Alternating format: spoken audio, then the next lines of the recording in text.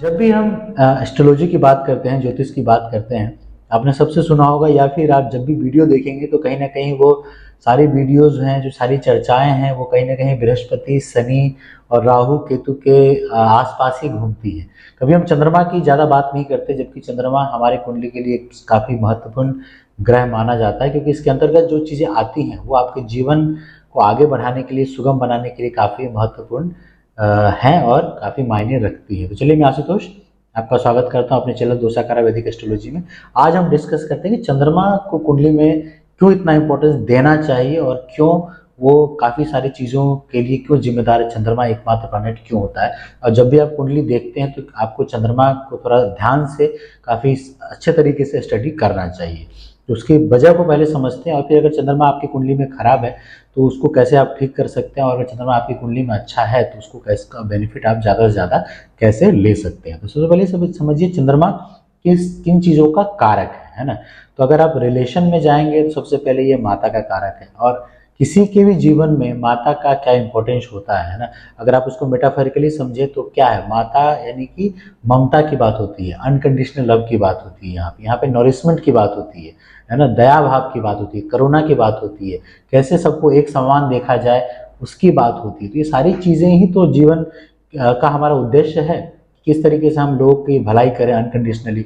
कभी हम किसी की मदद भी करें तो बदले में उसकी कोई उपेक्षा ना करें, है कि नहीं। नॉरिशमेंट की बात करें तो किस तरीके से आप लोगों के सेवा भाव एक दूसरे के प्रति रखें, ये सारी चीज़ें इंपॉर्टेंट हैं। और जब बात आती है ममता की, तो इसमें आप क्या है, सबके प्रति समान भाव रखते हुए आप कहीं ना कहीं एक तरीके से दया के हिसाब से किसी की मदद नहीं करते, आप सम्मान के साथ करते, क्योंकि माता है तो सम्मान भी है कि नहीं। तो इन सब चीज़ों को अगर आप समझेंगे तो आप पता लग गया कि एक बहुत ही इंपॉर्टेंट जो प्लानिट है चंद्रमा आपकी कुंडली में, किन किन चीज़ों को लेकर वो चलता है अपने साथ में, और ये चीज़ें किस तरीके से आपके जीवन को प्रभावित करती हैं, है ना। एक माँ का बच्चे के जीवन पे क्या असर होता है, अब उनसे पूछिए जिन जो बहुत कम समय में जिनके ऊपर से माँ का साया हट जाता है, तो आपको समझ में आएगा कि एक चंद्रमा एकमात्र ऐसा ग्रह उन चीज़ों को लेकर अपने साथ चल रहा है, उन चीज़ों का कारक ग्रह है वो, जो आपके जीवन में सबसे महत्वपूर्ण घटनाओं को अंजाम देने में की काबिलियत रखते हैं। एक तो ये हो गया।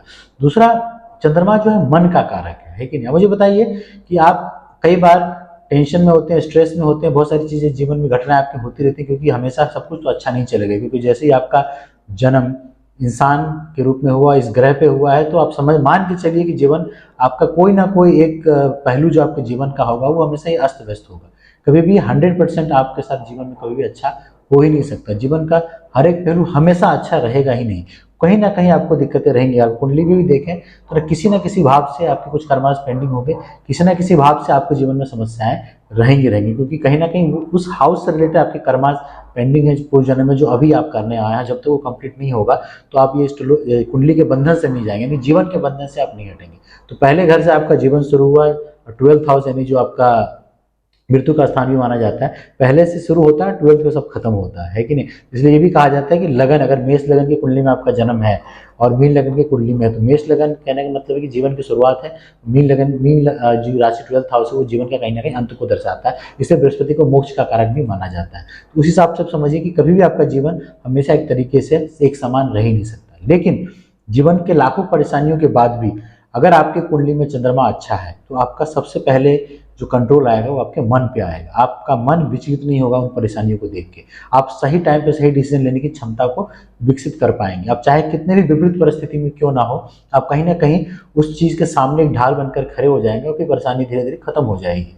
ये क्यों हो पाएगा? क्योंकि आपका मन स्ट्रांग है, आपकी मेंटल कैपेबिलिटीज को कहीं ना कहीं चंद्रमा कंट्रोल करता है, और उसका वीक होना आपके मानसिक क्षमताओं को कहीं ना कहीं कम कर देता है। आप छोटी छोटी समस्याओं में आप किस तरीके से परेशान हो जाते हैं, प्रोक्रेस्टिनेशन में चले जाते हैं। देखिए, अगर आपकी कुंडली में राहु भी खराब है ना, तो भी सबसे पहले चंद्रमा को ही नुकसान पहुंचाता है, नहीं मन पे काम करता है। कि राहु क्या है, भ्रम की स्थिति पैदा करता है। भ्रम का सीधा सीधा जुड़ाव, यानी माया का सीधा सीधा जुड़ाव आपके मन से है। तो मन अगर आपका संगठित है, मन अगर आपका कंट्रोल में है, मन अगर आपका स्ट्रांग है, लेकिन आप चीज़ों को झेल पाते हैं, झेलने की क्षमता है, तो कहीं ना कहीं उस परेशानियों से भी आप निकल जाएंगे। तो इस करके भी चंद्रमा काफ़ी इंपॉर्टेंट आपकी कुंडली में हो जाता है। दूसरा, चंद्रमा क्या है, ये वाटर एलिमेंट है ना। वाटर एलिमेंट अगेन फिर इमोशंस की बात आ जाती है। तो इमोशंस आप जानते हैं कि निगेटिव और पॉजिटिव इमोशंस कितना इंपैक्ट हमारे जीवन में रहता है। जैसे गुस्सा, गुस्सा भी एक तरीके का इमोशंस है, गुस्से में इंसान कुछ भी कर जाता है कि नहीं, वहीं पे सोचता है तो मैंने किया ही नहीं था।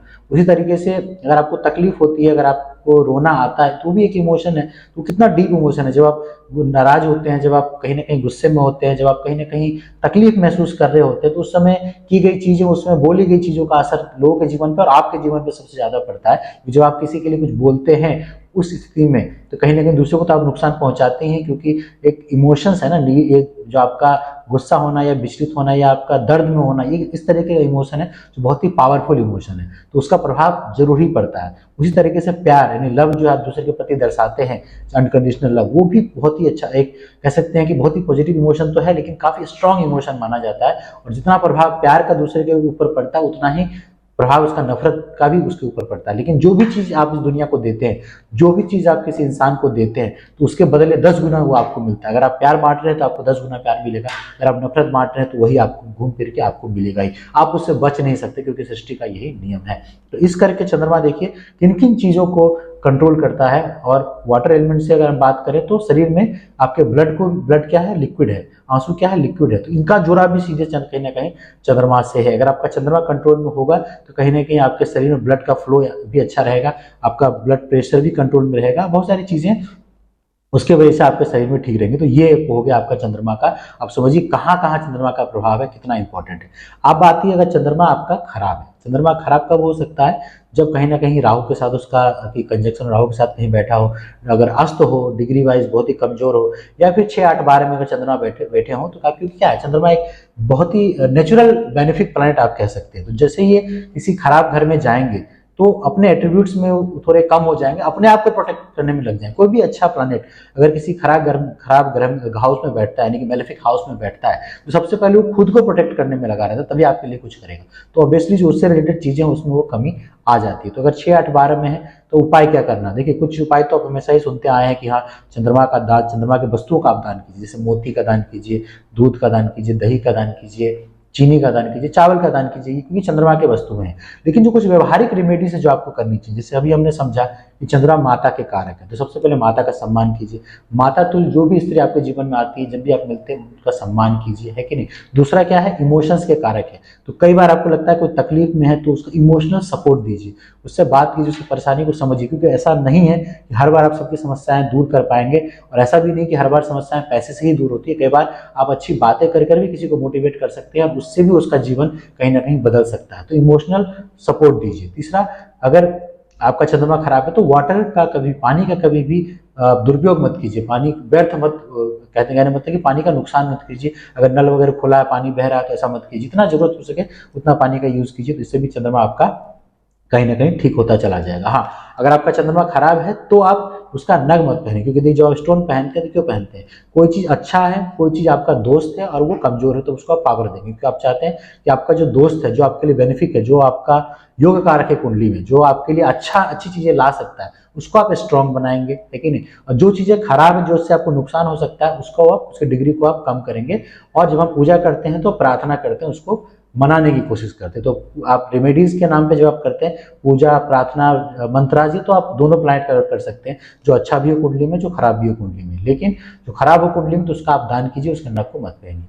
अच्छा हो तो क्या करना है, डिग्री चेक कर लीजिए, अगर लगता है कि डिग्री कम है तो आप उसके नख को पहन के उसके एट्रीब्यूट्स को, उसके पावर को बढ़ा सकते हैं। तो कर्क लगन में, अगर कर्क लगन में चंद्रमा अगर पहले घर में हो, अपने ही घर में हो, तो आप उसके स्टोन पहन सकते हैं। किसी अच्छे घर में हो, पंचम में हो, 9th में हो, तो भी आप चंद्रमा का स्टोन पहन सकते हैं। लगन देखना आपको बहुत जरूरत है, तो मेष लगन में पहनिए, कर्क लगन में पहनिए, मीन लगन में पहनिए, जहां भी चंद्रमा लगता है आपको, 5th हाउस, 9th हाउस या लगन के लॉर्ड निकल के आते हैं इन बेनिफिक हाउसेस के ट्रायंगल्स के, तो आप उसका स्टोन पहन सकते हैं। मेष लगन में भी 4th हाउस के लॉर्ड होते हैं चंद्रमा, अगर सही स्थिति में है तो भी आप उसका स्टोन पहन सकते हो। तो इस तरीके से आप जहां भी चंद्रमा अच्छा है बट कमजोर है, तो उसके पावर को आप बढ़ा सकते हैं। जहां भी चंद्रमा खराब है तो उसका दान करके, रेमेडीज करके, उसका प्रार्थना करके, पूजा पाठ करके आप उसके नेगेटिव एट्रीब्यूट्स को कम कर सकते हैं। तो आप मान के चलिए कि जब भी आप कुंडली देखते हैं, आप बाकी सारे प्लानेट की स्थिति देखें तो चंद्रमा की स्थिति जरूर देखें, क्योंकि प्रत्यक्ष शास्त्र में भी चंद्रमा वो ग्रह है जो तब भी देखा जाता था जब बहुत सारे ग्रहों की खोज नहीं हुई थी, तो चंद्रमा का इंपॉर्टेंस काफ़ी हमारे जीवन पे बढ़ जाता है, क्योंकि वो हमारे मेंटल एट्रीब्यूट्स पे काम करता है, हमारे इमोशंस पे काम करता है, मदर का स्थान है। और अगर आपका इमोशंस आपके कंट्रोल में, अगर आपकी मानसिक शक्ति काफ़ी स्ट्रांग है चीज़ों को झेल जाने की, तो मान के चलिए कि धरती पे जब तक आप है, परेशानी यहाँ से वहाँ से कहीं से तो आती रहेगी। आप उसका अगर सामना करने में सक्षम हैं तो आप इन चीज़ों से पार पा जाएंगे। जब भी आपको मौका मिलता है शिव मंदिर जाइए, सोमवार को खास करके भगवान शिव को जल चढ़ाइए, लेकिन इसी पंचाक्षर स्त्रोत का स्मरण कीजिए और उच्चारण भी कीजिए, और जितना भी हो सके जब भी मौका मिले मेडिटेशन कीजिए, क्योंकि आपके लिए काफ़ी फायदेमंद रहेगा। क्योंकि सारे चीज़ चंद्रमा जो मेन एट्रीब्यूट्स जो मैंने बताया कि मन का कारक है, तो मन को ठीक करने का एक ही जरिया है कि आप मेडिटेशन करें, शिव जी के मंत्रों पे करें तो काफ़ी अच्छा है। और किसी ऐसी जगह विजिट करें जहाँ की जल का स्रोत है, अगर किसी नदी के किनारे बैठ के शांति से 10-15 मिनट का समय बिताएं, आप योगा करें, ब्रीदिंग एक्सरसाइज करें, ये सारी चीज़ें आपको चंद्रमा को स्ट्रॉन्ग करने में काफ़ी मदद करेंगी। अगर आपको वीडियो अच्छा लगा हो तो लाइक कीजिए, सब्सक्राइब कीजिए, अगर कोई गलती हुई तो कमेंट करके मुझे बताइए, मैं आपसे भी सीखना चाहता हूँ। बहुत बहुत धन्यवाद।